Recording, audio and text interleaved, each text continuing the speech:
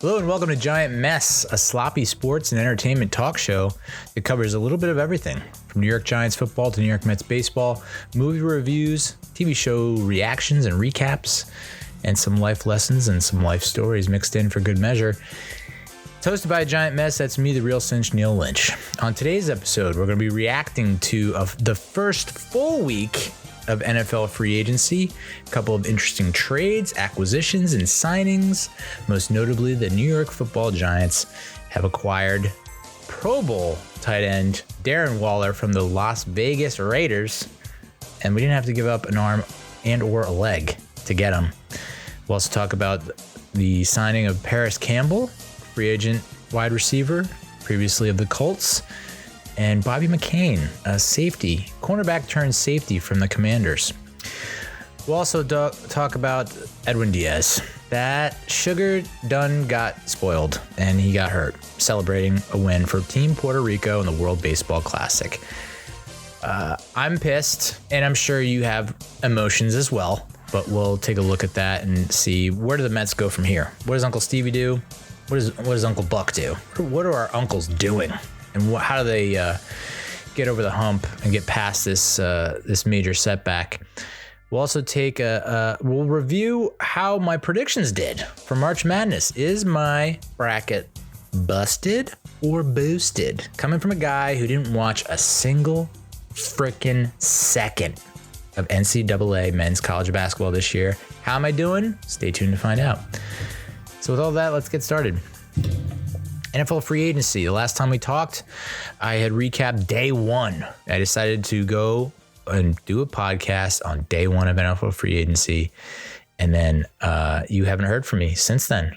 We've had days, a full week, you might say, full 7 days of NFL free agency maneuvers, moves, what have you. So I thought what we would do before we get to the Giants signings, the Giants moves, Giants transactions, is to look at our 2023 opponents. You know, I have already gone over the 2023 opponents back when they were first announced, but shit done changed since then, right? We now have NFL free agency in the mix. So what I thought I would do, I'd take a look at the 2023 opponents, take a look at some of the major moves they made, and does it really alter my decision from the very premature predictions I gave when the opponents were first announced? And then we probably can do the same thing after the draft, to be real with you. And I'll always be real with you, okay? I'll never leave you because I'm loyal and committed to this relationship. I am. So we'll start with the Rams. The Rams are, I want to say, a joke? Question mark? It feels like they are in a tailspin. We mentioned this last time we talked about NFL free agency. They haven't done a whole lot. They traded away Jalen Ramsey to the Dolphins. They got back a tight end Hunter Long, who I'm not familiar with. Baker Mayfield, they're back up to Matthew Stafford. Went to the Bucs. He signed a 1-year deal with up to $8.5 million with $4 million guaranteed. So I'm going to chalk that up as a win. I don't really think we're going to have many troubles with the Rams. That being said, feels like that would be a game that we would walk into with a W penned in, and then we'll have to get out the whiteout because it could be a trap game, knowing how the Giants can have a tendency to do that, play down to some opponents sometimes. Matthew Stafford still in the mix. They still have a little whiteout. What the hell is his name? Blanking, but he's like the best wide receiver in the game, pretty much. Stafford's breakfast buddy, excuse me. But it does feel like they've lost a lot of guys. It feels like all their mojo is gone. Does not feel like they are the cream of the crop in the NFC West, but a lot of offseason left. So who knows? Maybe they have the draft class to end all draft classes, and then we're all kicking ourselves come December. But I don't think my opinion has changed that much on the Rams. I think this is the downswing, right? They had their peak. They peaked. They won. And now they're coming down off that, and it seems like they're crashing back down to earth, or they have crashed back down to earth. So let's look at the Seattle Seahawks. We lost to them last year. Geno Smith wins comeback of the year. Bullshit. Pro Bowl year for him, 4,000 yards passing. We've already gone over his contract that he signed with the Seahawks. Good for him. I think we get their number this year. I think it was, you take out the 2 fumbles from our punt returner, Richie James, in that game last year. I think maybe we don't win, but it's a lot closer. And I think with the pieces that we have acquired already in this offseason, with the draft still to come, I think I don't know that the Seahawks have really done a whole lot other than steal our beloved safety out of Notre Dame, Julian Love. Nothing but love for Julian. I'm glad. I hope he finds peace out in Seattle.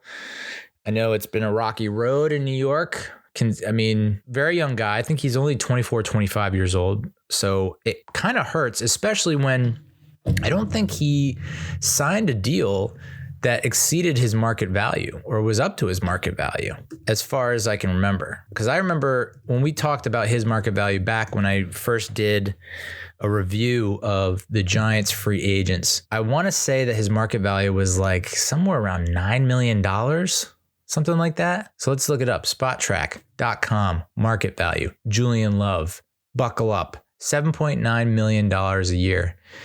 And then he ends up signing a contract and they projected 5 years for $40 million. So it's closer to it's almost $8 million a year. And he signed 2 years, $12 million, $6 million a year. And he'll be a free agent in 25. So kind of a weird move. My brain starts going to automatically goes to suspicion because that's what it does. It's completely poisoned and toxic and needs a total overhaul. I'm looking into electric shock therapy. I think that might be good for me. Just shock it out of the system. Old school 1950s mental institution style. Julian Love, 2 years, $12 million. That's what makes the Bobby McCain signing interesting because I don't know the exact terms of it, but if we sign Bobby McCain for more than that, there's something going on with Julian Love. My antenna is all the way up. Radar is blinking off the charts. The sonar is going haywire. Flags are up. It's just what's going on with Julian Love that he would rather go to Seattle for a 2 year, $12 million. We couldn't have worked out a deal that was that 5 year, $39 million and just be good to go at the safety position for the next 5 years. He'll be 29, 30 by the time that contract's over. It just seems like something else is going on there that we don't know about. And maybe it'll come out this season. But safeties are weird, man. I don't get safeties. You looked at when we lost Landon Collins to Washington, signed a pretty big deal. And I don't know that he really played up to that contract. You look at who was the safety for the Jets that went to the Seahawks that he ended up getting hurt, but he signed a mega contract. It just seems like safeties and big contracts, they just don't really go together, which leads me to believe that I don't know that we're going to have Xavier McKinney for beyond his rookie contract. I know people are saying feel like it's an automatic or they feel like that's something the Giants need to focus on. I don't think the Giants are going to really overextend themselves when it comes to a safety. So we'll see, but the Seahawks also re-signed Drew Lock. I bring up this signing because I think it will help us, with our expectations for Dexter Lawrence and extending him. Defensive lineman Draymond Jones signed a 3-year, $51 million contract that pays him $35 million over 2 years, including $23.5 million in year one. So with Dexter, what is he, 24? No, 25. 4 or 5 year deal in that ballpark. Would you sign up for it? Considering a lot of the D linemen that I'm seeing that are getting signed that are average, if Dexter Lawrence plays like he played last year for the next 4 or 5 years, he's worth every penny. And they also signed linebacker Devin Bush to a 1 year deal. So am I concerned about the Seahawks? I think it'll be another close game for sure. They always, when we're both kind of competing, I'll say that when we both have competitive rosters or teams, the games are always nice and close and entertaining. So I'm leaning towards a W just because I think they haven't done enough in the offseason. But of course, the draft is a whole nother story. The Cardinals, this is a W. This is a win. I know that we've struggled against them in recent memory, but they signed Zach Pascal to a 2-year deal. Their tackle Kelvin Beachum re-signed on a 2-year, $5 million deal with $3.26 million guaranteed. He's the offensive lineman that kind of came out and scrutinized Kyler Murray. So I think there's dissension in the ranks. I think there might be some mutiny brewing in Arizona, even though he did re-sign. It just seems like they need to get their act in order. And maybe that is coming with the new regime, the new GM, the new head coach, all that. Our old buddy, Will Hernandez, one of the hog mollies, if you will, re-signed a 2-year, $9 million contract. Would you have brought back Will Hernandez on that contract, knowing that our guard situation is what it is right now? Tough to say, because he had he feels like he performed well one of those years, maybe his rookie season. Seemed like a tough guy, willing to stand up for his quarterback, but I wouldn't, it just seemed like the relationship soured. But, with the new coaching staff, who knows? I guess I'd err on the side of no, but we'll see. And then they signed Eagles linebacker Kazir White, which I think we talked about before, a 2-year deal. I still think this is a W. So that's 3-0 against the West so far. Are we going to beat the 49ers? I'm going to say no, but I think it's going to be close. I don't think you're going to see us get blown out. I don't think it's going to be a double-digit loss. I think we can keep it within a score. They, as we mentioned last week, they did sign quarterback Sam Darnold, which is interesting because they already have Brock Purdy and Trey Lance, but those are 2 big question marks. Trey Lance coming back off injury. Jimmy G obviously signed with the Raiders. Brock Purdy had that injury last in the playoffs in the NFC Championship game that might be more serious than we were led to believe, I think. Something like an ulnar nerve or a nerves type thing. So who knows how he bounces back. Seems like there's 3 quarterbacks. And from what I've seen from the social media reaction, it's like we're not really sure who's going to start there. Like a lot of people are for Trey Lance. A lot of people are for Brock Purdy, and Darnold's just kind of hanging out on the side like, I'm ready if you need me, which you probably will. From what I can tell from the 49ers' big moves, they really refortified the defensive side of the ball. They signed edge Clelin Ferrell to a 1-year, $2.5 million deal. Defensive lineman Kevin Givens to a 1-year extension. We talked about Javon Hargrave last week.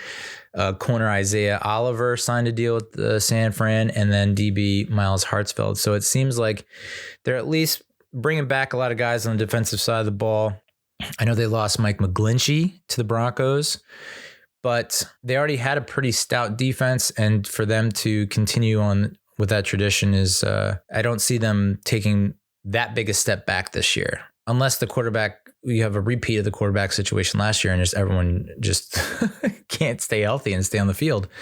So I think that's a loss, but I think that's a close loss. I think that's that loss to the 49ers this 2023 season. I put that on par with the loss to the Vikings Christmas Eve this past season. I think that's a litmus test, barometer type of game. And honestly, I think it gives us motivation moving forward after it. Say, hey, this team was in the NFC Championship game last year. Who knows? They might have gone to the Super Bowl if Brock Purdy doesn't get hurt. We'll never know. And for us to compete with them means we're at that level. We can be at the championship level. So I think that's how I see that playing out. So that's the NFC West. I think we can go 3-1 there based on what the free agency market and all the moves there. We're also playing the AFC East this year. Pats, Jets, Bills, Dolphins. The Pats they brought back a lot of guys on defense. I know McCourty just announced his retirement. I thought Jonathan Jones was supposed to retire, or there was a rumor that he was going to retire. They re-signed him to a 2-year, $20 million deal. They're bringing back Jabril, our boy, Peppers, 2-year, $9 million deal worth up to $11 million with incentives. They signed Mike Gesicki, 1-year, $4.5 million deal, which feels low, but I guess there's a max of $9 million total with incentives. Juju Smith-Schuster. So they lose Jacoby Myers to the Raiders. And they bring in Juju Smith-Schuster on a 3-year, $25.5 million deal worth up to $33 million with incentives and $16 million guaranteed. And they signed running back James Robinson to a 2-year deal worth up to $8 million. I forget what the running back situation is like, but if history has shown anything, it's that the Patriots love a nice trio of running backs. Like they like to rotate, and sometimes. I don't think, correct me if I'm wrong, but I thought Robinson wanted out of Jacksonville because he didn't want to have to deal with sharing carries with James Etienne or Travis Etienne. Was that not the case?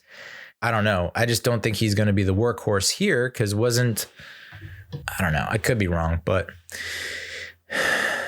that will be an interesting game because if the defense is a top 3 unit in the league, and they brought back a lot of their top defensive. I guess Dante Hightower retired, McCourty retired. So those are 2 big losses, but they did retain a bunch of their key defensive players. So I do think maybe they're not the top 3, top 5, but they're definitely still a top 10 unit.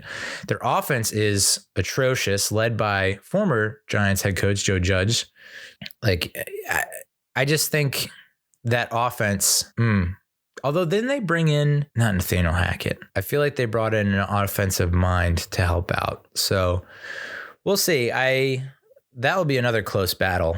And I wouldn't be so shocked if we lost, but that'll be a fun one to watch. So I'm going to pencil in, if it's in New England, I'm going to pencil in a loss. I really do think we could win on our home turf there. I forget if we're home and away there.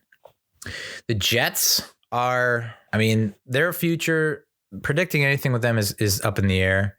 Unless I miss something, Aaron Rodgers is not a New York Jet yet. Like last week, he talked about he intends to play for the Jets on the Pat McAfee show, which I watched live. And it was, people are comparing it to the decision from LeBron James when he went to Miami. It's like the internet version of the decision, basically. And he milked it for all it's worth. But at the same time, like people were saying, what a drama queen, he's being dramatic. At the same time, I think it helps him, and I hate saying his brand, but his story, to give context. Like, hey, I was 90% towards retiring. I went to the darkness, which is just an insane statement to say, but I'm thinking maybe I should just go on a darkness retreat. I really think I should.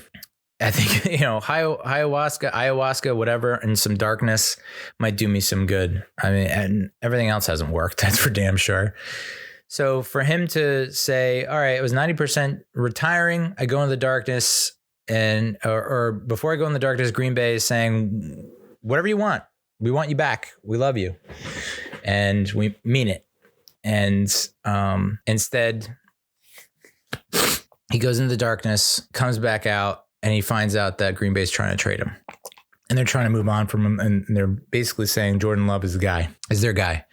And so he got pissed at that. And once he found out it was the Jets, he's like, I intend to play for the Jets. I don't know that that's like a ringing endorsement for the Jets. It's not like, I'm dying to play for the Jets. I really want to play for the Jets. I'm so excited to play for the Jets. It's like, I intend to play for the Jets. It's like, oh, okay.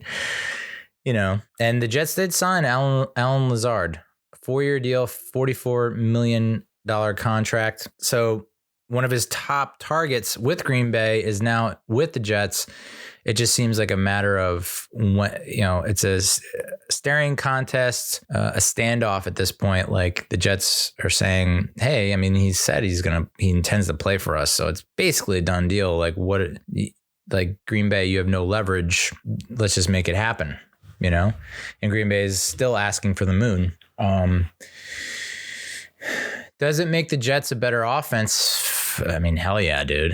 Like Zach Wilson feels like a mess. I haven't watched a ton of his games, so I guess that disqualifies me from passing judgment. But from the highlights I've seen, from the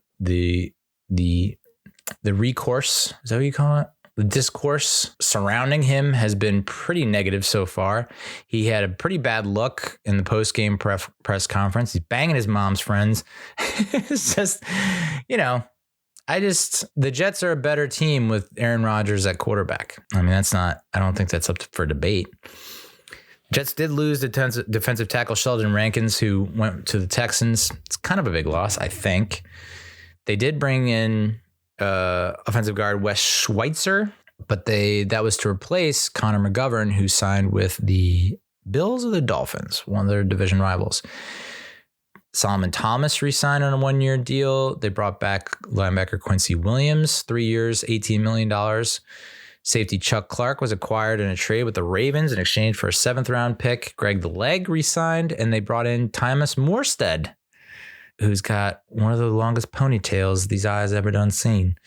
So the Jets, much like the Patriots, continuing to bring back guys on the defensive side of the ball, strengthening and refortifying their defensive unit, and making one and possibly two big moves for the offense with Lazard and possibly Rodgers. Factor in the return of Breece Hall, Garrett Wilson, who I believe was Offensive Rookie of the Year only because Breece Hall got hurt, Sauce Gardner at corner. The Jets are going to be, dare I say, fun to watch. And that's from a Giants fan who constantly is getting like shit from Jets fans about how hey, Jets fans, focus on the Jets, okay? Just focus on your own team.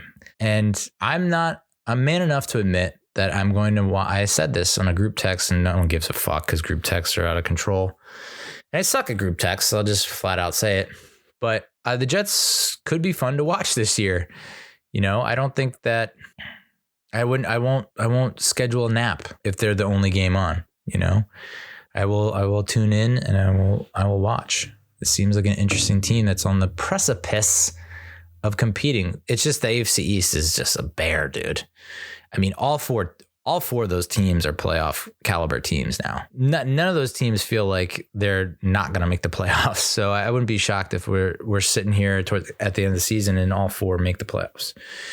So the Jets, is that a win? I don't know. That's going to be another knockdown, drag them out type fight. I'm going to pencil in a W just because I think Dable and crew, Wink, Kafka are a better coaching staff than what the Jets have. I think it's going to come down to coaching, and I think Dave's and squad can outcoach the other team, the Broskis. Buffalo Bills signed Kyle Allen to back up Josh Allen. So they got Allen and Allen law firm. They are expected to sign a 2-year deal with wide receiver returner Deontay Hardy. I assume that deal is done. It's worth up to $13.5 million with $9.5 base, $5 million guaranteed. We mentioned Jets guard Connor McGovern agreed to a 3-year, $23 million contract. They're re-signing Tyler Matakevich, and they signed Matt Milano to an extension.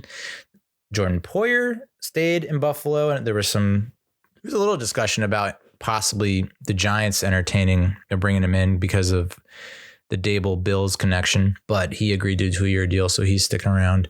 And then their partner, Sam Martin, signed a 3-year contract. So Bills were a playoff team last year. I thought they had some flaws. You know, Josh Allen was playing hurt, made some really critical key mistakes down the run, down the stretch, and with a healthy Josh Allen, and maybe it's a completely different story. So I'm going to pencil in a loss here unless Josh Allen just completely glitches again and throws like 2 red zone interceptions, which is not beyond him. But I'm going to say it's a loss either way. I don't know that free agency really changed much. I mean, bringing in a veteran offensive guard can only help Josh Allen, protect him better.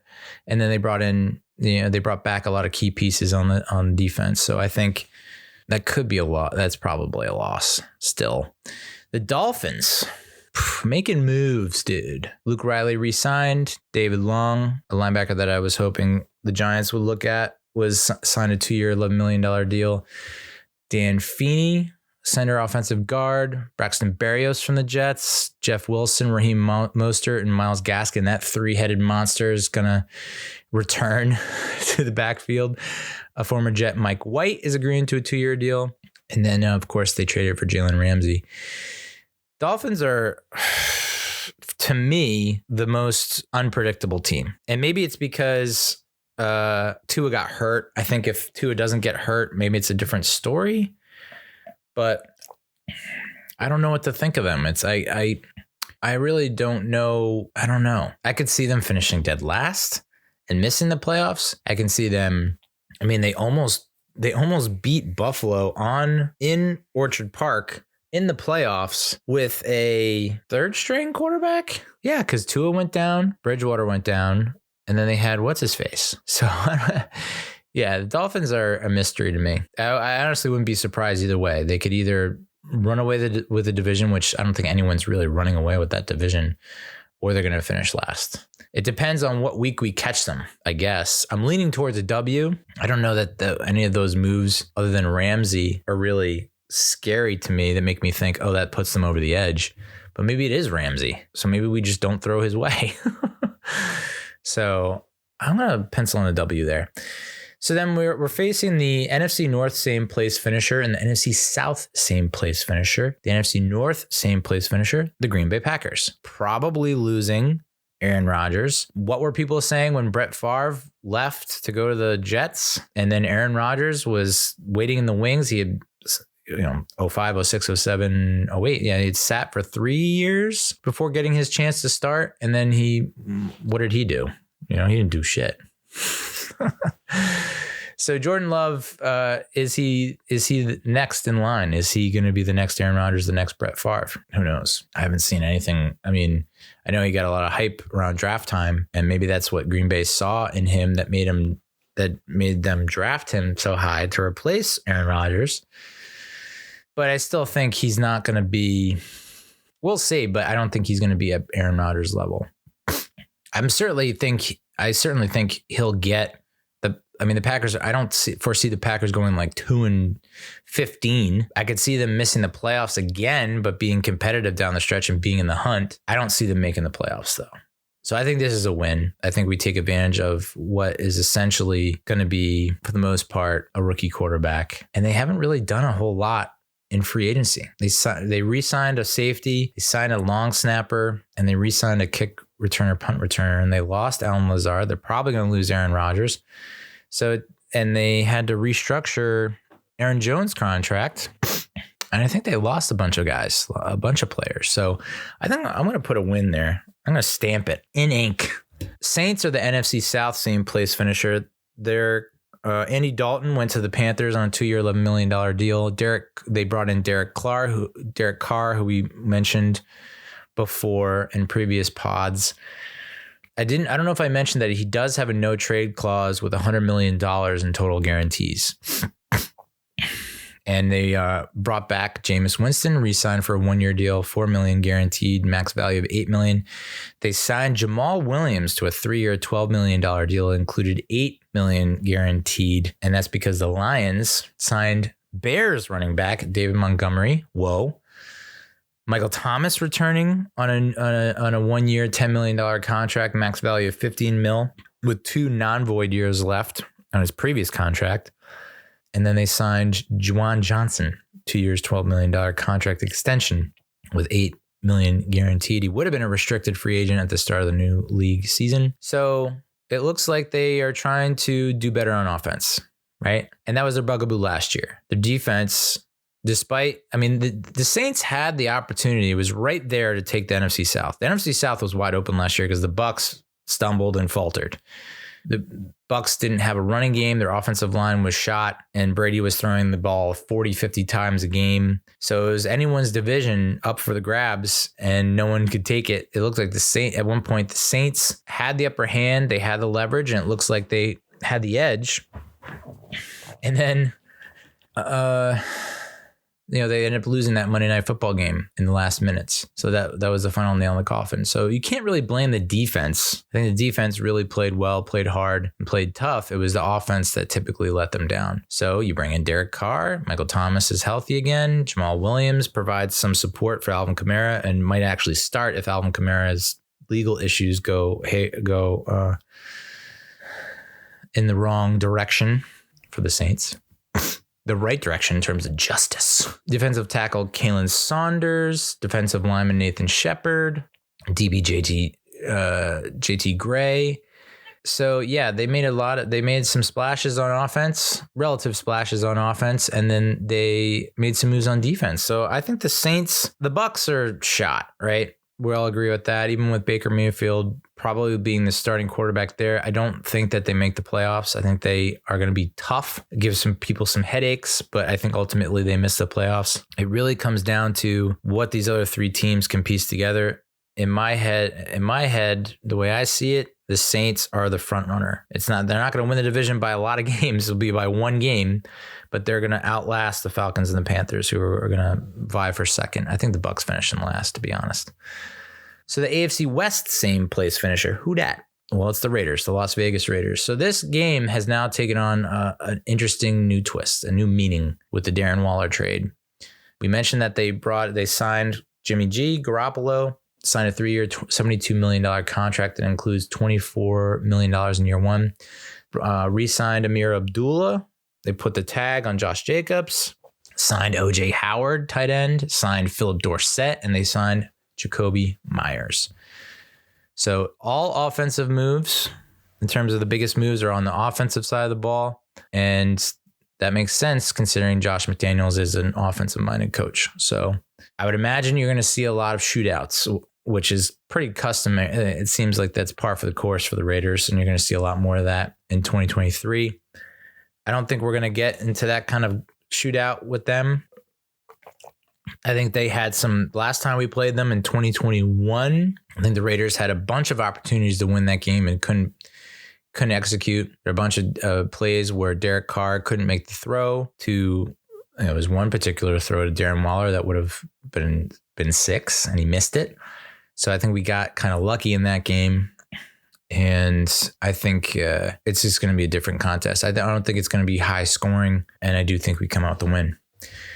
So those are the outer division opponents. Let's look at the NFC East, dude. What did our friendly NFC East rivals, what did they do in free agency? And how does that change my outlook about what we can do against them in 2023? Well, the Commanders, their linebacker Cole Holcomb signed with the Steelers. They lost Taylor Heineke, who signed with the Falcons. And so instead, they brought in quarterback Jacoby Brissett, who signed a 1-year, $8 million contract that includes $7.5 million guaranteed and max value of $10 million. I don't know a lot of Commanders fans, but it seems like they're not too crazy about that move. I think they really don't like the fact that they lost Heineke, who signed for, I think, $10 million approximate annual value. So if you're bringing in Brissett for a 1-year, $8 million contract, that's your backup. They cut ties with Carson Wentz, right? Who's your starting quarterback? Sam Howell is on the roster. So is it going to be a competition between Howell and Brissett? Do they go and draft someone? I don't know, but even with that defense being as stout as it is, I think we can pencil in 2 wins against the Commanders this upcoming season. I just think we still got their number. The next team I'm a little more worried about than the following team, the Dallas Cowboys. They released Ezekiel Elliott, so they're free of that contract, or most of that contract. Kind of makes sense when they placed the tag, the non-exclusive franchise tag on Tony Pollard, who many said is better than Ezekiel Elliott or has shown more in that offense. Quarterback Cooper Rush, who filled in for Dak Prescott and went 3-1, 4-1, had a winning record, is re-signing on a 2-year deal worth up to $6 million. They trade for Brandon Cooks in exchange for a 5th rounder this year and a 6th rounder next year. Brandon Cooks you can almost guarantee that he's good for 1,000 yards or at least 900 yards over the course of the season. So you pair him with CeeDee Lamb and Michael Gallup. That's a pretty good trio. Although, did Michael Gallup leave? Did Michael Gallup sign elsewhere? Whoa, dude. Did he? No. Did he? No. Did he? No. He's still with the team. Yeah. So that's a big move. I don't know that Brandon Cooks strikes fear into anyone. He's just he's like Mr. Papercut. Like he's just going to gouge you for 10 here, gouge you for 14 here, gouge you for 9, 13. Just these like pretty healthy chunks of yardage and maybe a touchdown. So it doesn't like impose. He's not scary, but he still puts up pretty good numbers, I think. They're bringing back Leighton Vander Esch, 2-year $12 million contract. They traded for Stephon Gilmore, and they only had to give up a 5th-round compensatory pick. And then they re-signed Donovan Wilson to a 3-year deal worth up to $24 million, with the first 2 years fully guaranteed. So that defense, pretty strong. I mean, we're going to face a lot of really tough defenses in 2023. Now that I think about it, a lot of tough defenses. We probably have the hardest schedule in the NFL, I would say. I would love to know who has a harder schedule. We're definitely top 5. Strength of schedule is definitely top 5. When you think about all the friggin' defenses that we have to face, oh my God. So the Cowboys, in terms of who I am most worried about, I'd say Cowboys number 1, Eagles 2, Commanders 3 within the division. And let's talk about the Eagles. I mean, they lose Gardner Minshew. He signed with the Colts. So they bring in Marcus Mariota from the Falcons on a 1-year deal.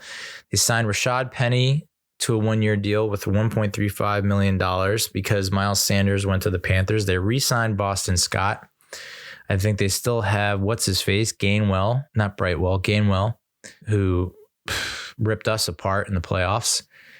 They somehow, this is where they have some kind of magician working the salary cap, because I remember that was like the one thing that I was kind of holding over the heads of other teams in the NFC East was like, look at the salary cap space. Look at the salary cap space.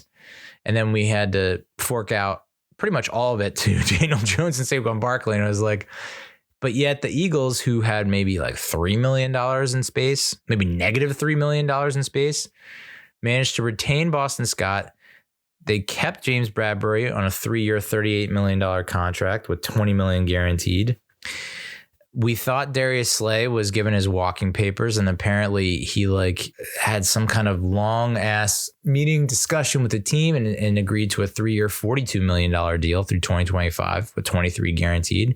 And then they just happened to sign a contract with Greedy Williams, signed Justin Evans, the safety, but they did lose CJ Gardner-Johnson, who went to the Lions. So the defense won't quite be what it was last year. And I think most Eagles fans would say that it's hard to imagine them repeating what they did last year. Like, it's going to be a tough season in 2023, but then it starts to open up in 24 and 25. Kelsey's back for a year. Graham is back for a year. Cox back for a year. So they really, while the fans might be acquiescing to a certain extent, it certainly feels like the team thinks, okay, this is the last hurrah for like this core of veterans that we've had for a while. Like, this feels like, all right, this is kind of an all-in thing.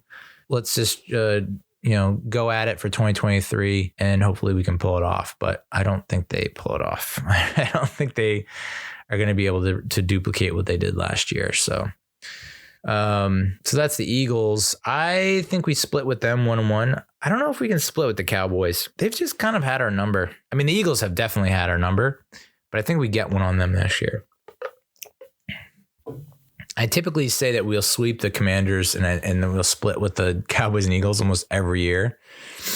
But I could see us losing to the Cowboys twice and then splitting with the Eagles. But I do think that win against the Eagles will be huge for us in terms of morale, confidence, and all that jazz. So let's talk about the Giants' moves. It's been a week, full 7 days. I think day one was considered a success. We brought in Bobby Okereke, and I think the moves that we've had over the past week have been pretty rock solid. Parris Campbell signed a 1-year, $4.7 million deal worth a max value of $6.7 million. He's 6 foot, 200 pounds, 25 years old. He'll be 26 years old when the season starts. He was a 2nd-round pick of the 2019 draft from the Colts. Didn't really start a whole hell of a lot of games for the Colts in the first 3 seasons, but then he started 16 of 17 games in 2022, 91 targets, 63 catches, 600 plus yards, 3 touchdowns, and with a catch percentage around 70. And they're not shy about handing him the ball, which is nice because we're looking at the Giants wide receiving core where you could literally hand it off to Darius Slayton, Wan'Dale Robinson, Sterling Shepard, Parris Campbell. It feels like you can hand it off, jet sweep, that whole kind of thing, which I'm not a tremendous fan of the jet sweep, but you can, each of those wide receivers, I think, has carries under their belt historically. So that's kind of an interesting wrinkle for next year is like any of those guys, you could hand them the ball and they'll take off with it. Speed kills, and that was the major thing that people had mentioned with Parris Campbell. That was like the one word that seemed to be repeated over and over was speed, fast, quick. And that's kind of been the MO for Joe Schoen over this offseason was we need to be faster, we need to be quicker. And while I think that's great and speed does kill, for whatever reason, growing up in the 80s and the 90s, it makes me think of the Raiders of those times. Al Davis, always drafting the fastest guy in the draft, regardless of his ability to run routes or catch the ball. I don't think that's necessarily the case with Darius Slayton. Well, Darius Slayton has a little bit of a case of the drops from here and there. I don't know about Parris Campbell. It's not a great catch percentage, but it's not bad either. And, he coming off the best year of his career, maybe he's on to something special. So I think that's a good depth signing, especially considering our history of wide receivers going down with injuries. I can't really argue with this. I think that's a solid addition. Speaking of Darius Slayton, I think he agreed to a 2-year, $12 million contract with a max value of $16.5 million. We talked about the tumultuous ride for a guy like Julian Love, who was drafted in 2019. You look at Darius Slayton, and this is a guy that was on the chopping block before the 2022 season. And I don't think there wasn't a high level. I don't think there was a lot of high level of confidence among fans, even those big supporters. Like, I'm a supporter of Darius Slayton. I wanted him back, but it wouldn't have been surprising if he signed elsewhere or the team let him go, considering what they put him through at the beginning of the season. So I want to see his market value, because I want to say his market value was like $3 million a year. It was not very high. So for the team to sign him to a 2-year, $6 million or $12 million contract with a $6 million AAV is interesting. Yeah. His average annual salary market value, according to Spot Track, was $3.5 million, 2 years, $7 million. So that really should tell you something about how highly the Giants think of him. What a friggin' 180 turn. What a swing. What a turn of events. I mean, on the chopping block, wasn't going to make it, had to take a pay cut to stay on the team, stayed on the team, took a pay cut. But if you listen to him, if you follow him on social media, his love for Daniel Jones and, Daniel Jones slander would not be tolerated.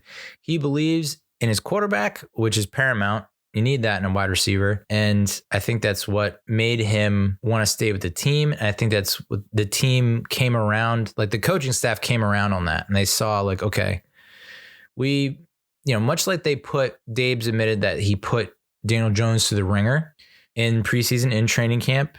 Feels like maybe they did something similar with Darius Slayton, where it's like, hey, we don't think that internally they're probably saying, we don't think that this guy is really proven his chops. He doesn't have the chops. He hasn't really proven himself. And what did he do? Slayton went out and was basically went from a healthy scratch to significant playing time to big play contributor. He disappears from time to time. I'm not arguing that, but when he gets his hands on the ball and he holds onto the ball in open space, in the open field, he's a problem. And so that's what I appreciate and love about him. Is he a number one receiver? I feel like we've been saying that for a long time. No, but he has the ability to take over a game. He has the ability to change the game in one play. And that's a playmaker. And you need that. I feel like it doesn't hurt. That's for sure. So I'm glad he's back. I'm really excited that he's back. We're working on a deal with Rams defensive tackle A'Shawn Robinson. I don't know that I'm that high on A'Shawn Robinson, but as a depth piece, would be nice. Seems like he misses a lot of games, possibly due to injury, but the fact that we're not going to roll him out and be a starter and he can be fresh in a limited capacity, I think that's will only serve to benefit us. We signed Bobby McCain. I don't know the terms of the deal, but it's a safety. This is replacing Julian Love. So now you got a safety core of McKinney, Belton, Pinnock, McCain, which is pretty decent. McCain's best years came as a safety. We said he used to be a corner. Didn't really put up a whole lot of crazy good numbers in his time as a corner, 3-4 years as a corner. I think he was a 2015 draft pick.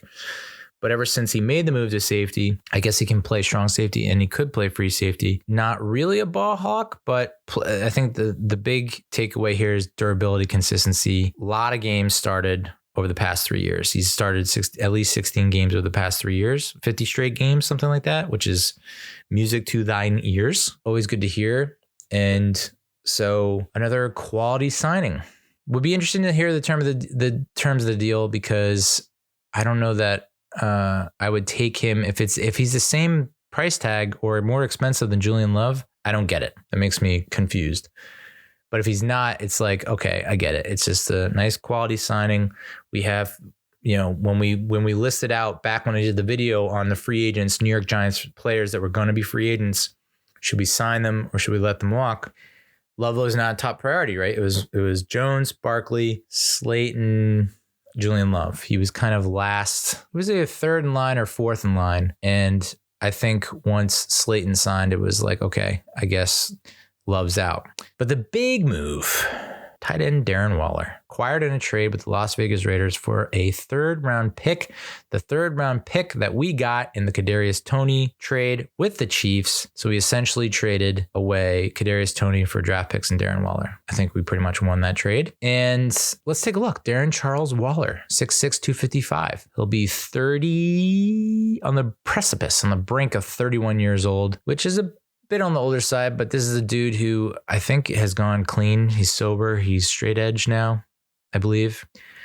Went to college at Georgia Tech, went to high school in Georgia, 6th round pick of the Ravens in 2015, and was a Pro Bowler in 2020, Ep56 3. That sounds like a freaking Star Wars character. I don't know what that means, but 2019, he had a really good year as well.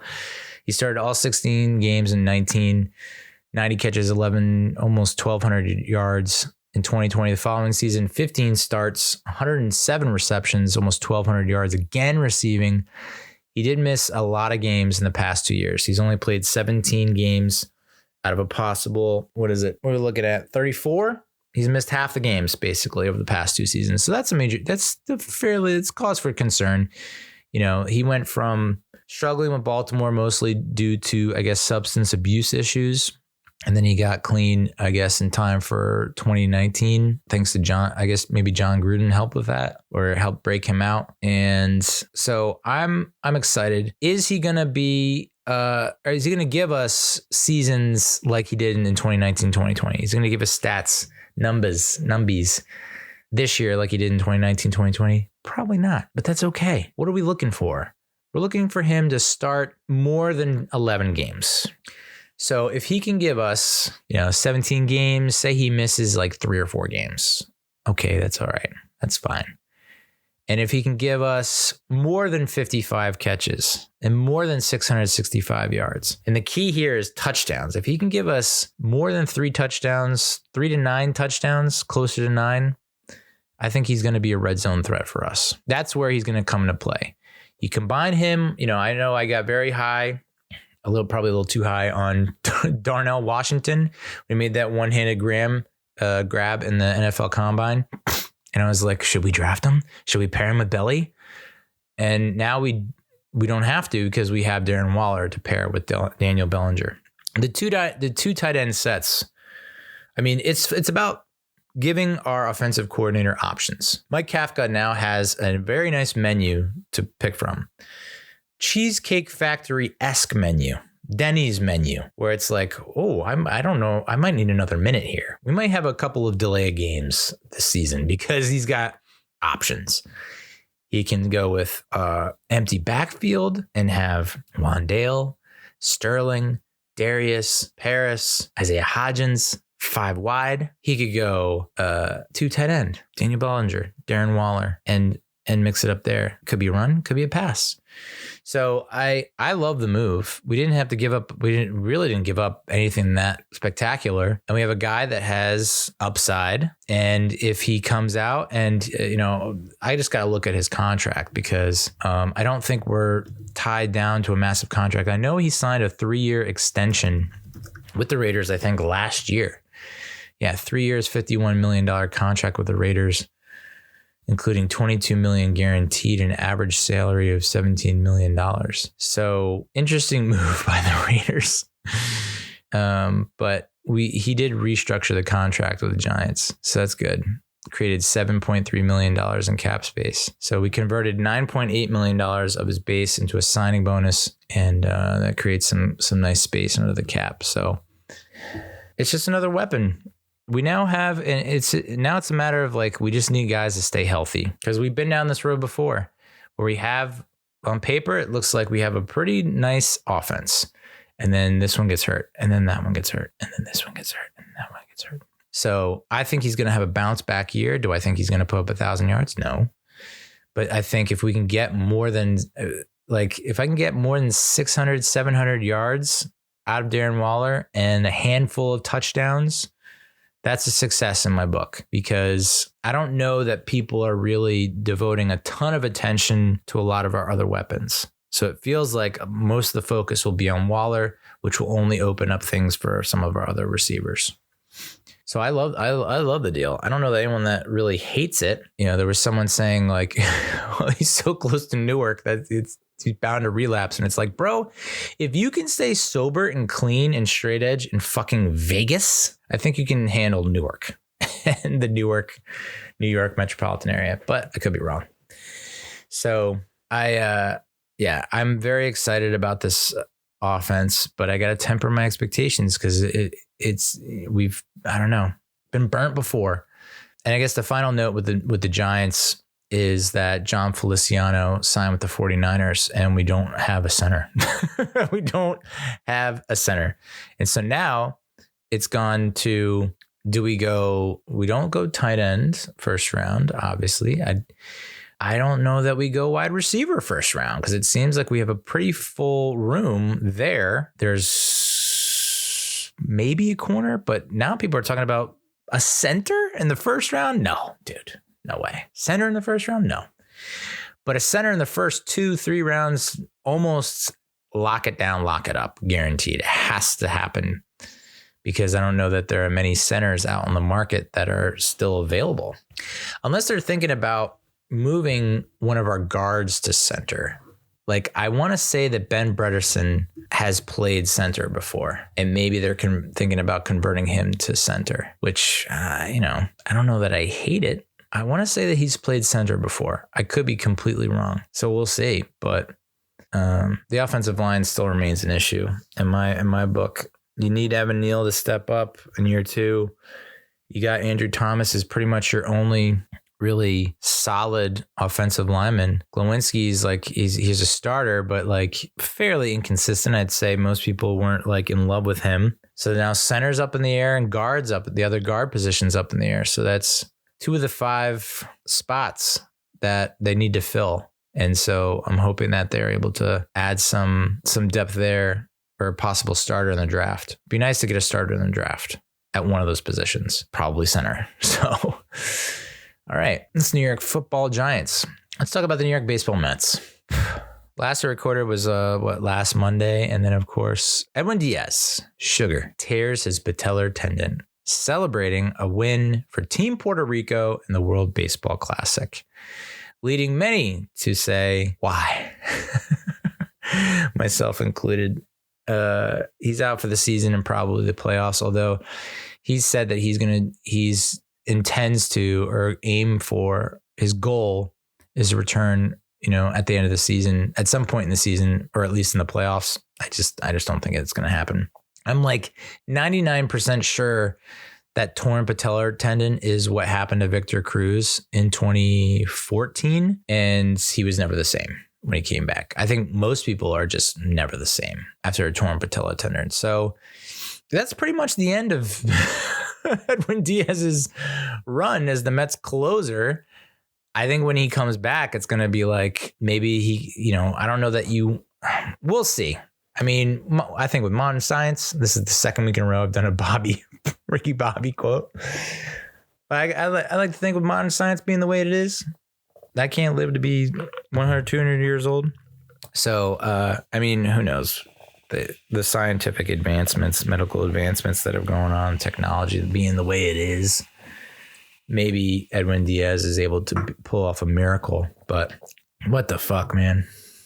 God damn it. It sucks. He was the best closer in all baseball last year. And to lose him in what many call a meaningless competition.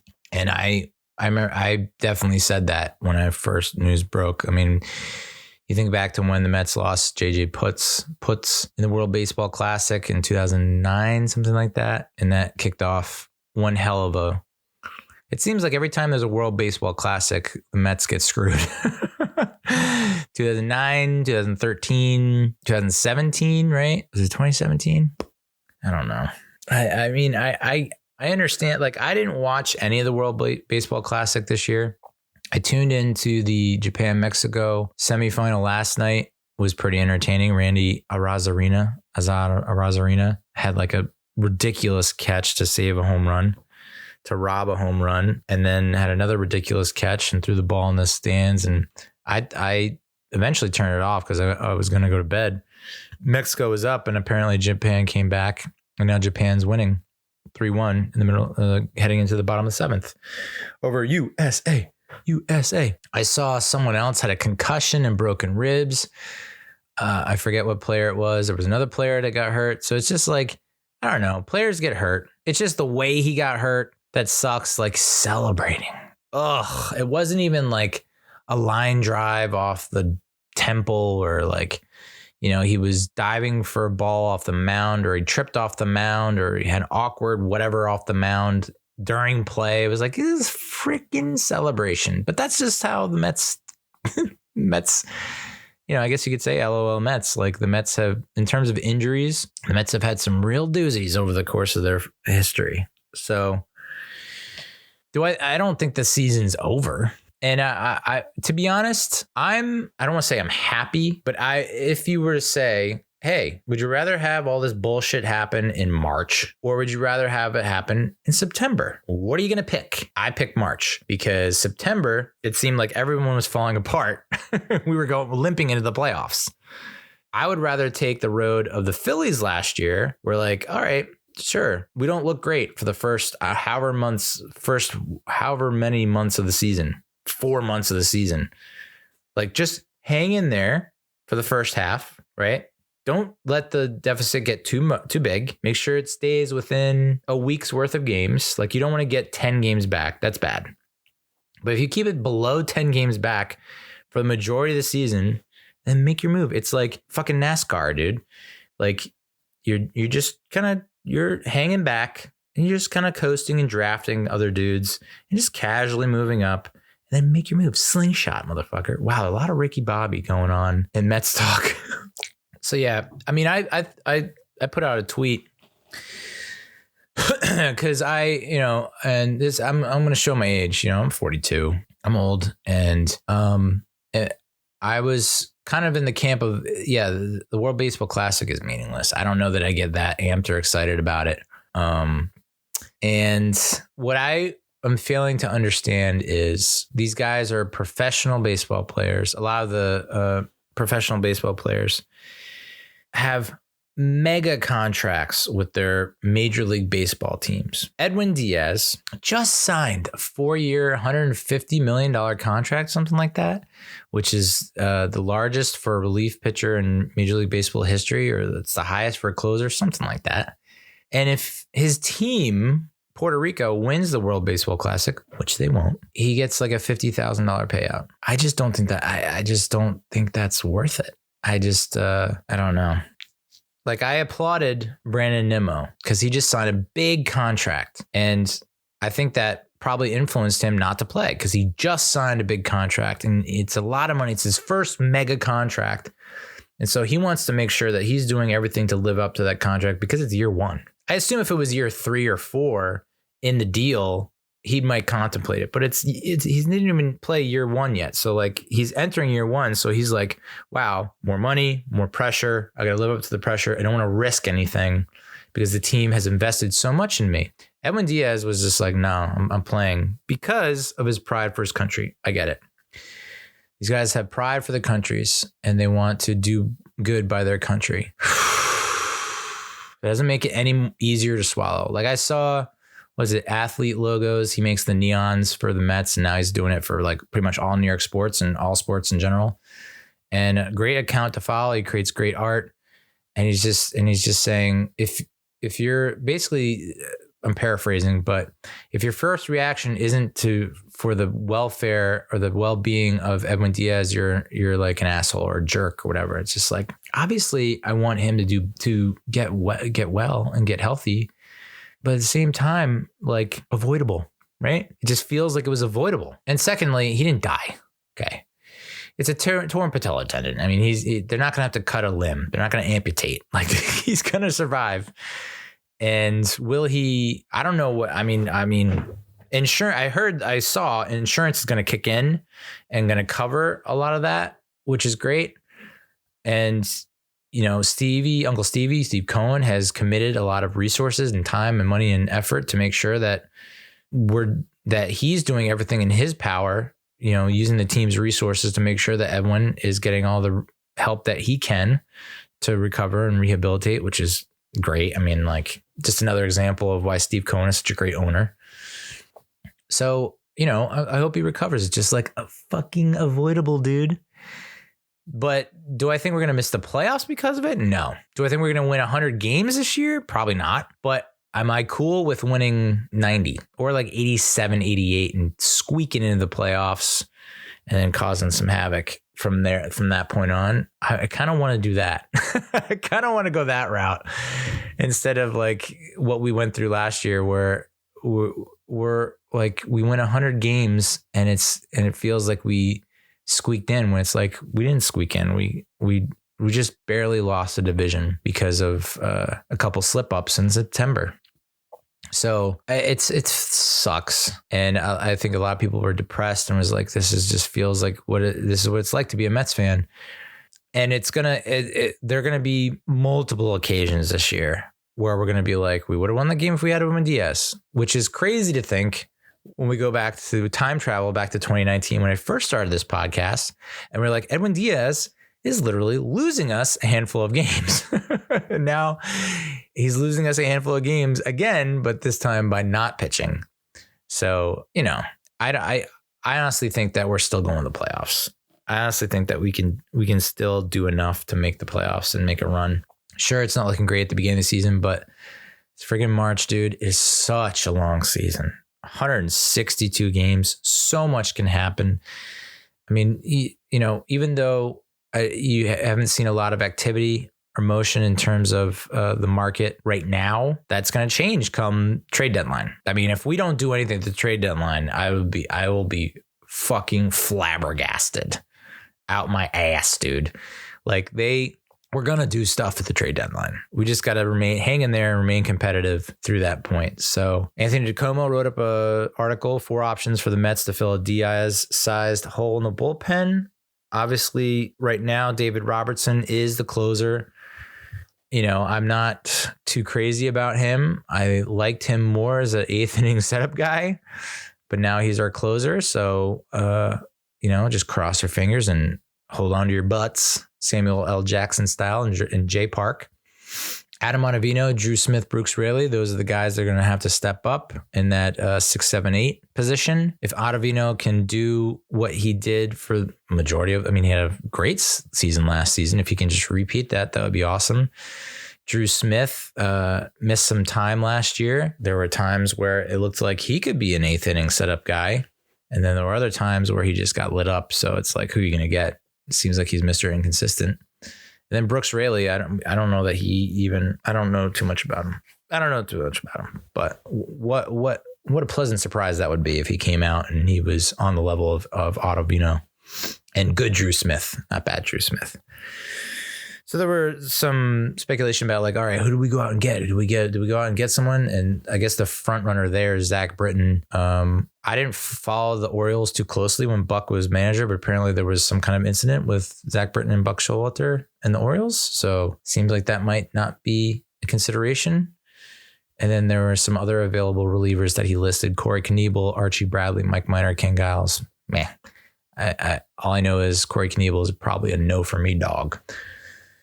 So, yeah, Whoa, boy. I mean, if we do miss the playoffs, though, and it is the bullpen that collapses, specifically our closer, yeah, you can pinpoint right to this moment when he celebrated what many would consider outside of Puerto Rico a meaningless win.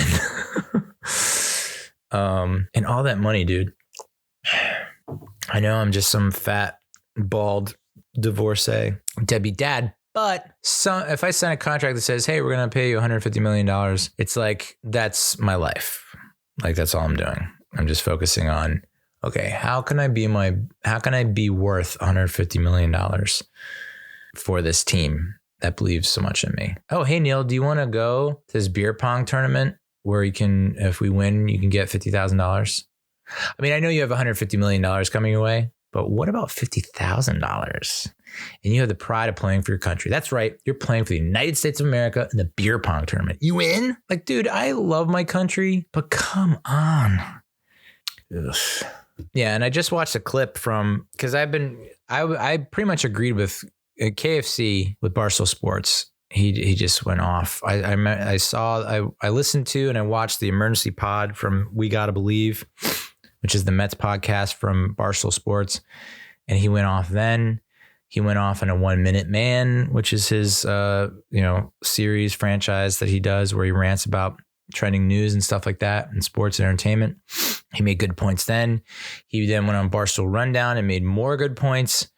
Like, sure, the ratings might be through the roof in Japan or in other countries, in other areas, but what are the ratings like in the United States? Well, March Madness got 10 times the ratings that the WBC got. I don't know. It's tough for me to embrace it. And maybe because it's just still fresh and new. Like, it's only, I was almost 30. I was basically almost 29 when the first one was, because I think the first one was 09. I could be completely wrong about that. I mean, I'm not a fucking geek when it comes to baseball. Sorry. So maybe because it's new to me, but I guess if you were 9 when the first World Baseball Classic happened, like, that's your jam. Okay, cool. I don't want to I'm not knocking anyone for following it and liking it and appreciating it, but you have to realize your position on the totem pole. Like, World Baseball Classic versus World Series Championship. Long suffering franchise that has only won one and hasn't came close to winning one like once since 86. Like, come on. Versus the World Baseball Classic, which happens every, I don't even know, 4 years. And if the USA wins, that's great. I just don't like bragging rights, I guess. I just, I understand for some countries that is their World Series. But for like Trey Turner's been going off in the WBC, which is great. But wouldn't it be funny if he just starts off the fucking year like 0 for 30? And I wondered this about pitchers too, because I don't know if I don't think there's a pitch clock in the WBC. So these pitchers are going to be going there, no pitch clock, and then have to start the season with the pitch clock. Like, how is that going to impact them and affect them? I don't know. But Pete Alonso and Jeff McNeil are also on the roster for USA. And I haven't really seen them play in the WBC that much. Just hoping that they don't get hurt, because if both of them get hurt, it's like, oh boy, then you can probably cancel the season. So yeah, that's my take on the WBC. To me, if you are a bench, if you're a bench player on a pro team and this is your chance to start and play, great, have fun. If you are a friggin' stud player with a huge contract, why would you sacrifice it for this? It harkens back to Jason Sehorn, and this is football again. Sorry, I'm a football guy, but like Jason Sehorn with the Giants, coming off a great season in 97, underrated cornerback who's gaining national attention, decides to return kickoffs in the preseason in 98. And on the first return in a game he's ever had, NFL game, he tears like the ACL, whatever. He tears like a bunch of ligaments, and he was never really the same after that. And I tracked down the article, and it was like Yeah, the players didn't want him to do it. Seahorn was adamant trying to get Jim Fossil, the head coach of the Giants, to get him to return, to allow him to return kicks. Fossil was against it, and it finally caved in, and you lost your top corner for the 98 season, and he wasn't the same coming back in 99, 2000. So I don't know. Accidents happen. Shit happens. That's life. But yeah, I don't think we're going to win 100 games this year. But I'm happy with 90. What was his WAR last year? Edwin Diaz. WAR.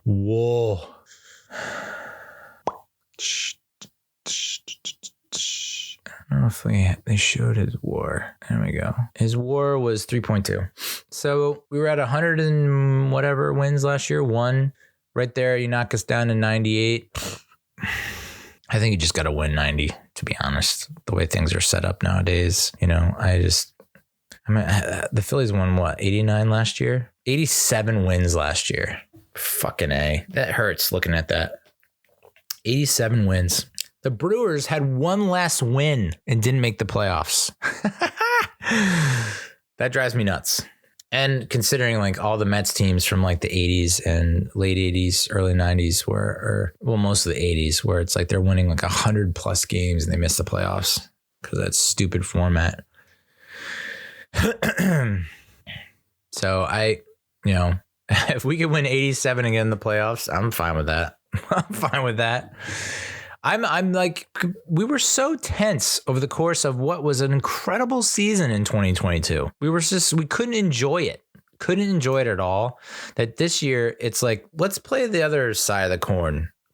Let's play the other card where it's let's just kind of if we lose games here or there, it's okay. Let's just win enough games, just be in contention. The other Mets news, Jose Quintana, who I guess I kind of made light of this, and why wouldn't I, considering the last time we heard soreness in his side, it was Jacob deGrom, and it was okay, here we go again. And I guess with Quintana, it was a benign tumor. Am I making that up? I'm pretty sure that's what it was. He's going to undergo surgery after a lesion was found on his ribs and will be out until July. So, yeah, it's a blow to the starting rotation. I think the allure for me with Quintana is that he's going to give you innings. He's going to eat innings, and he's not going to be a lights out type of pitcher, but that he'll give you enough quality starts, enough innings. He's going to give you 30 starts, and he's going to give you 6 innings per start or something like that. And he's a lefty, which I love, but now he's out till July. So what are the options here? Thank God we have David Peterson and Tyler McGill. Both are 27. Peterson's obviously the lefty, McGill's the righty, and Peterson has 43 career starts, 4.38 ERA. McGill, 27 starts, 4.67 ERA. And both of them, I would say Peterson's having the better spring this year. I don't know how up to date these numbers are, but he's thrown well. He's thrown better than McGill, I'll say that. So I guess you roll with Peterson to start with, and then you have McGill kind of in the wings, spot starting here or there. So I have confidence in both those guys. Peterson probably more than McGill. So I would go with Peterson there. So that's the Mets. Let's talk March Madness quickly. So last week I gave you some predictions for potential upsets. I didn't give you my full bracket, but across the 8 friggin' brackets that I did, I said, there's some common themes I have, and here are the common upsets. Here are the matchups where a lower seed is going to beat a higher seed. So in the South region, the round of 64, I had Utah State beating Mizzou. I was wrong there.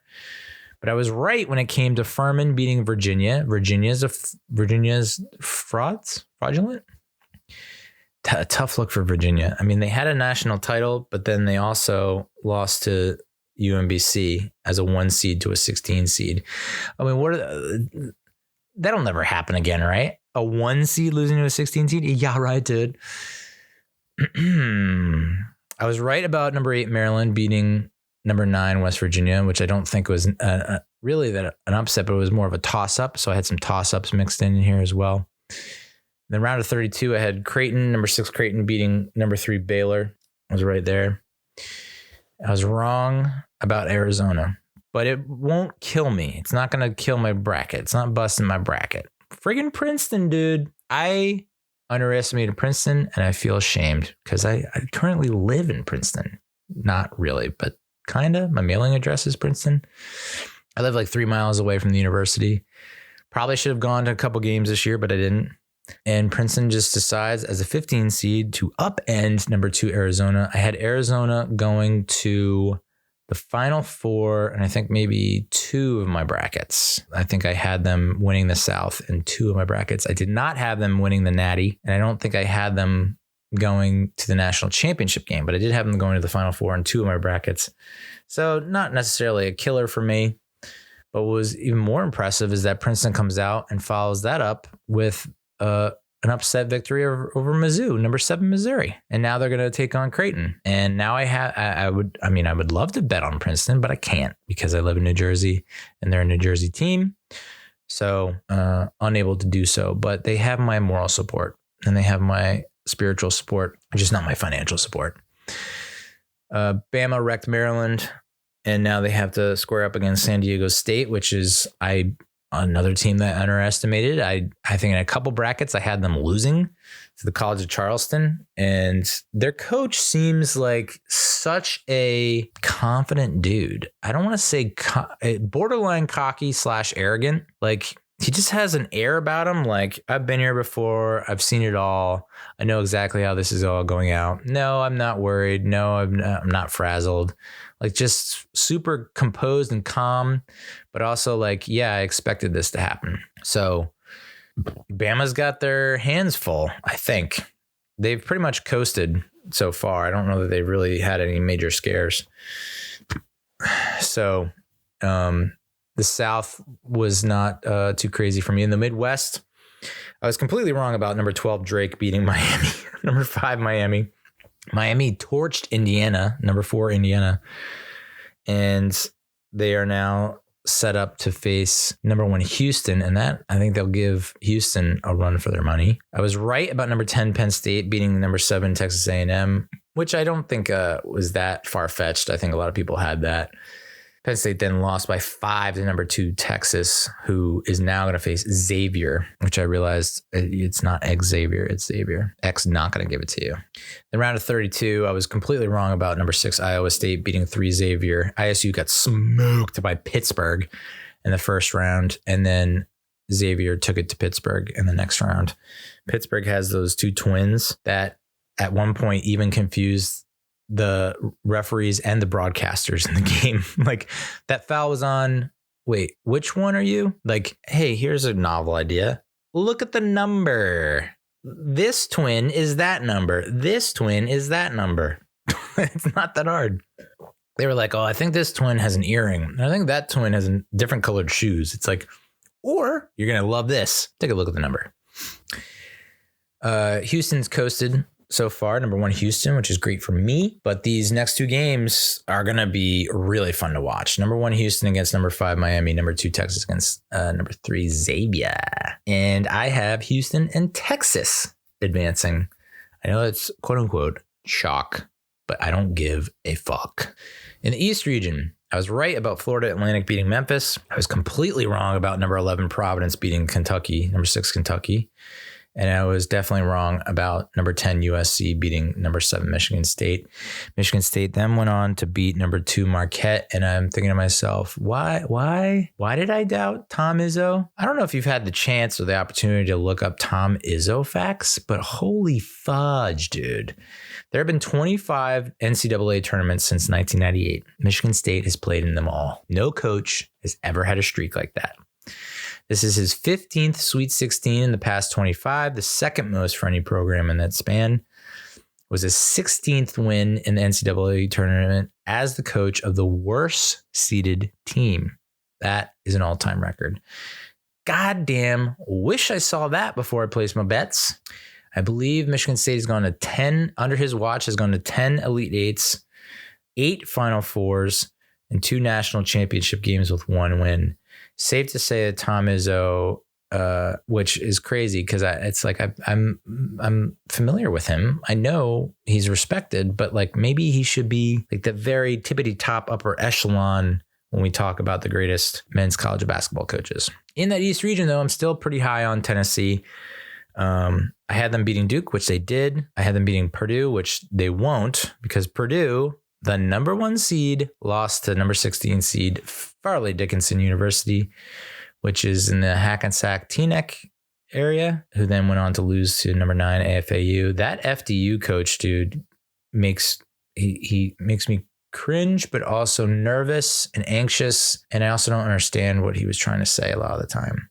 And at one point I thought, whoa, what's going on? Like, how does a guy like that become a coach? I was just, I think there comes a point where if you say something loud enough and repeated enough and with such dedication and commitment and enthusiasm, that people will buy in. I think that's the case here. It was another small mid-major. Is it a mid-major? Smaller New Jersey college making a run. Cinderella stories. We're like the Cinderella State, dude. Garden State? Nah, Cinderella State. Number 2, Marquette. Lost to Michigan State, right? And I only had Marquette. I had Marquette going to the national championship in one of my 8 brackets. And I initially had them winning it all. And I quickly then turned it to them losing by like 1. So I'm kind of glad I had that last second audible. And now Michigan State plays Kansas State, who beat Kentucky. And I don't even know who to take in that, Kansas State or Michigan State. I guess you can't doubt Tom Izzo again, right? So maybe I would take them over Kansas State. In the West region, this might have been my best region or my worst. I can't remember, but I was wrong about VCU. Number 12 VCU beating number 5 St. Mary's. I was wrong about number 10 Boise State beating number 7 Northwestern. I was right about that. I don't know, dude. All I know is I think Northwestern ran into a buzzsaw with number 2 UCLA. I'm still high on number 4 UConn, who's still in it. I initially said I think that they could beat number 1 Kansas in the Sweet 16. Well, the Jayhawks lost to the Razorbacks, and who I had losing to Illinois in the opening round. So, it's not all rainbows and unicorns over here. I ran into some pitfalls, some setbacks, but overall I'm looking pretty good. So of my 8 brackets, in the South, I have Alabama going to the Final Four in 5 of my 8 brackets, going to the Natty National Championship in 2 of those brackets, and I have them winning both of those brackets. I only had Arizona going to the Final Four in 3 of my 8. I did not have them winning at all. In the East, I had number 4 Tennessee, 6 out of 8 brackets, 5 national championship appearances, and 4 national championship wins. So Tennessee is the leader in the house for me. If Tennessee loses this upcoming round, I am cooked in like basically a lot of my brackets. I'm trying to think, who is Tennessee playing? Tennessee. Oh yeah, FAU. So it feels like Tennessee has a pretty good, clear path in the East region. I feel like, other than Michigan State, dude. Michigan State has got me all flutter. Michigan State or Kansas State, either one of those two.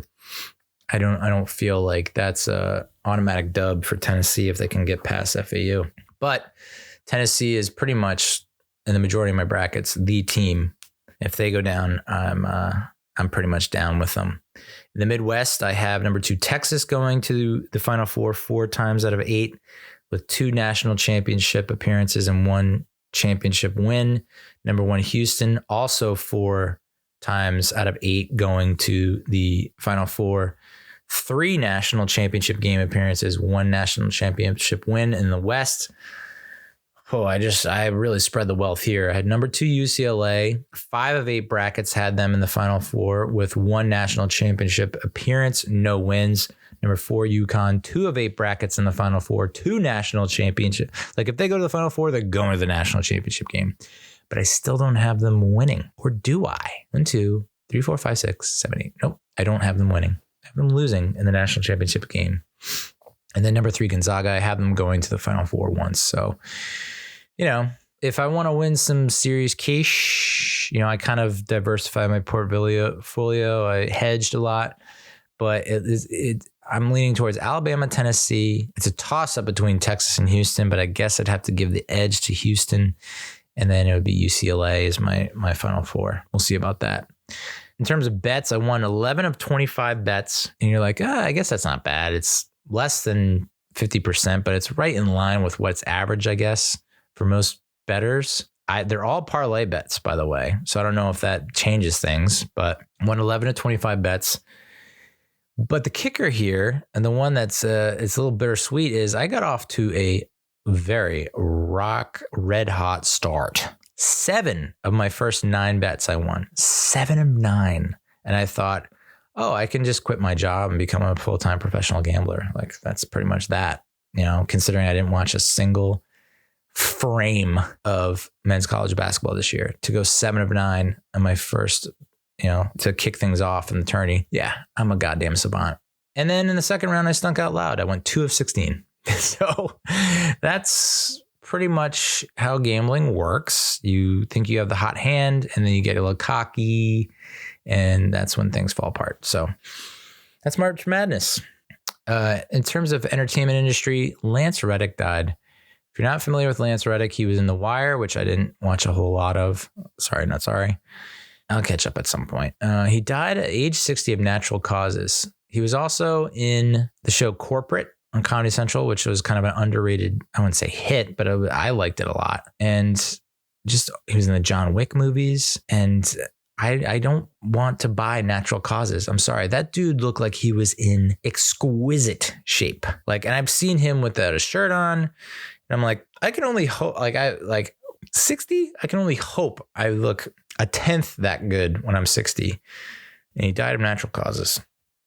I'm just saying I'm not buying it, but rest in peace, Lance Reddick. All right. That's this week's show. We'll do TV and movies next episode, okay? We'll catch you up on all the TV and all the movies that you can ever possibly want in those beautiful brown ears of yours. Whoa, brown. Clear the earwax, my dude. Thank you so much for listening. Thank you so much for watching. And we'll talk to you soon. Hopefully sooner than next week. I am going down to Orlando, Florida for a work event all week.